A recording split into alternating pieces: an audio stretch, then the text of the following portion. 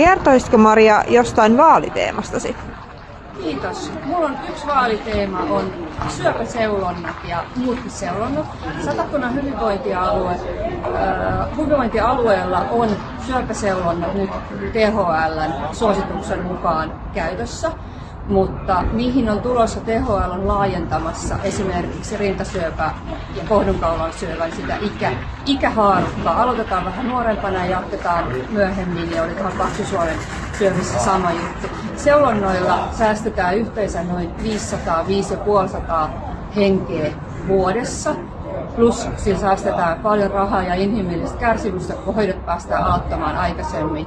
Meidän täytyy panostaa siihen, että ihmisiä saadaan lähtemään niihin seulontoihin.